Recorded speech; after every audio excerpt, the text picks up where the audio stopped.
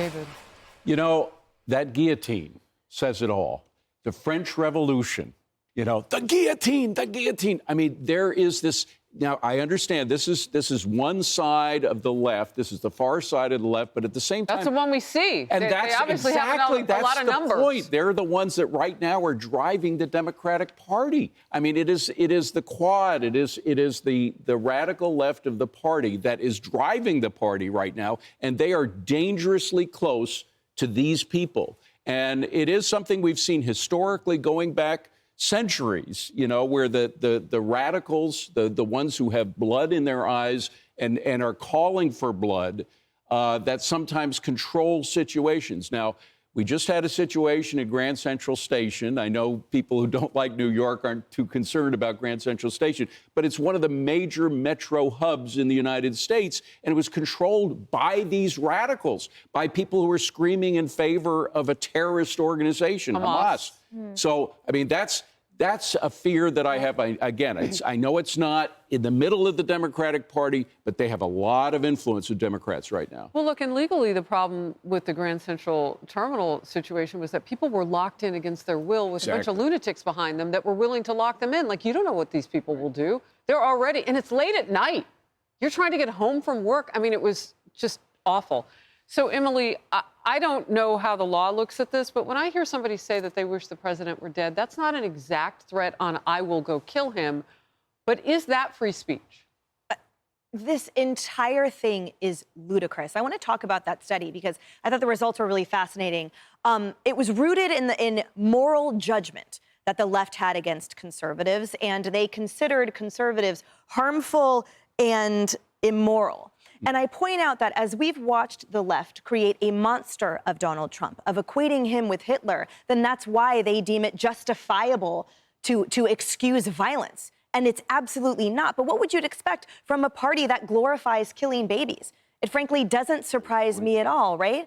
And we talk about and have covered many times the one-sidedness of people who wouldn't have Thanksgiving dinner with relatives who thought politically differently. Well, that was on the liberal side. People who couldn't have a relationship with someone who thought politically differently. That was on the liberal side. The list goes on. The inability of the left to hold true empathy or compassion while calling themselves the party of compassion is out. It's just astounding. And yet conservatives and the right maintain praying for them, maintain acknowledging that every life of theirs is valuable, that they are not worth less than another, even though we have been subjected to that same judgment coming from this entire time. That study is abhorrent. So, Carly, one thing that really can't be missed is the fact that when you ask these people, they openly will tell you, I wish the president were dead. I wish this for Elon Musk. Some of these people, I assume, they protest a lot, so maybe they don't have jobs. I don't know. Or maybe they work nocturnally. Who knows? But we see them in the daytime protesting.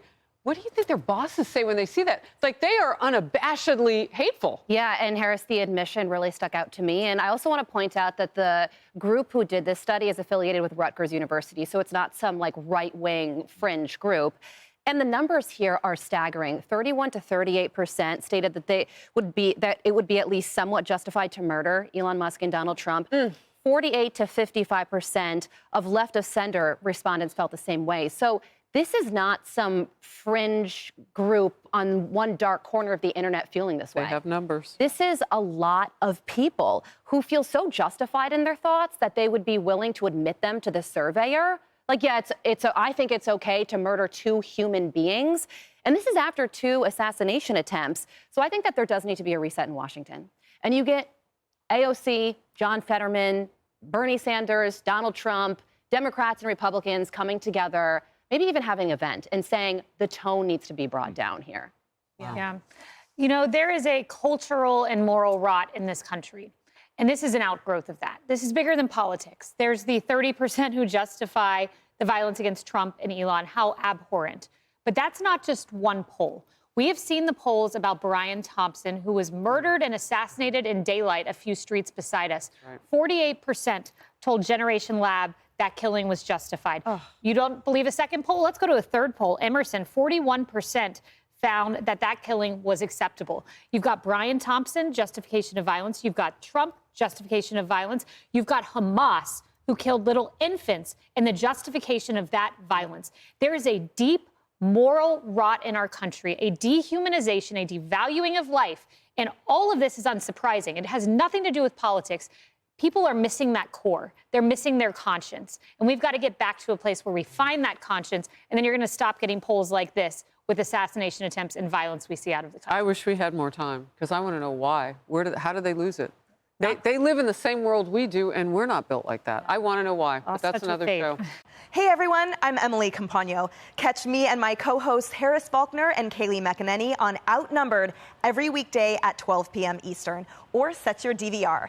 Also, don't forget to subscribe to the Fox News YouTube page for daily highlights.